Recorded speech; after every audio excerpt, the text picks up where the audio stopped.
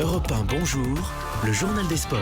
Samuel Etienne. Juste après le journal d'Hélène Zélani, toute l'actualité sportive avec Jérôme Lacroix. Rebonjour Jérôme. Bonjour Samuel et bonjour à tous. Et à la une ce matin, un nul pour un choc. De partout hier soir au Parc des Princes entre les joueurs du PSG et ceux de Nice pour l'affiche de la 17e journée de la Ligue 1 de football. Ces Parisiens menés 2-0 à la pause, sortis sous les sifflets, finalement évanouis après le repos puisqu'un doublé de leur attaquant Cavani les a remis sur les bons rails sans toutefois chasser les doutes. Alors à Paris, ça frise la crise. À Nice, ça frise la brise, celle qui souffle sur la plus haute marche du classement du championnat, que les Niçois de Younes Belhanda occupent depuis 2 mois et demi désormais. Le club grandit, les joueurs aussi prennent de l'expérience. Ce soir, on l'a vu, c'est des détails qui nous font peut-être perdre ces 2 points, mais on arrive aussi, nous aussi, à mettre de l'empreinte dans le jeu.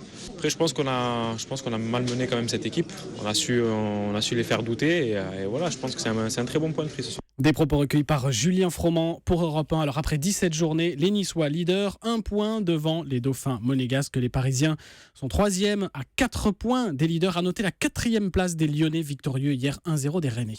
PSG Nice au coude à coude, c'est la une de l'équipe ce matin avec une photo de 2 joueurs au coude à coude.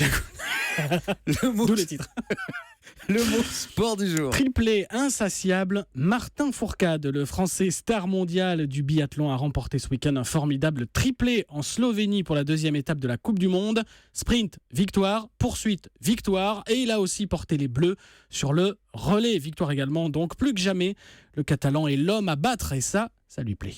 C'est un vrai plaisir d'être considéré comme le meilleur biathlète et d'être celui que les autres ont envie de battre. C'est quelque chose de plaisant, c'est aussi une grande responsabilité parce que c'est un statut que je dois défendre et renouveler à chaque course. Martin Fourcade, joint pour Europe 1 par Othman Azzedine. Alors cette saison, pour lui, 7 courses disputées, 6 victoires et une 3e place. Toujours sur la neige, déception pour Alexis Pinturo à Val d'Isère, meilleur temps de la première manche du slalom. Hier, il est sorti du parcours lors de la seconde manche, mais rappelons qu'il avait remporté la veille le géant, tout comme Tessa Worley à Sestrières. Mais Pinturo, c'est son style aussi, il donne tout, il est toujours à fond, à la limite. C'est exactement pour ça qu'il fait des podiums. Absolument. Et souvent aussi, c'est comme ça qu'on l'aime. Il sort exactement. Où en est-on ce matin du Vendée Globe? Jour 35 et Armel Lecléache toujours en tête dans le Pacifique, d'un souffle, un peu plus de 75 000 à peine devant le Britannique Alex Thompson. Le beau dimanche du rugby français, 3e journée de Coupe d'Europe et victoire des Toulonnais sur les Gallois de Clanecly, des Montpelliérains face à Castres et des joueurs de Bordeaux-Bègles hier soir 13-7 chez les Anglais d'Exeter. Enfin, l'histoire du jour. Vous connaissez Tony Yoka, champion olympique de boxe l'été dernier à Rio. Attention,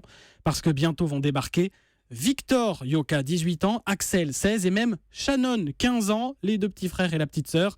Histoire d'une fratrie, Victor Yoka vient même de décrocher le titre de champion d'Île-de-France des moins de 75 kilos. Une belle histoire de famille.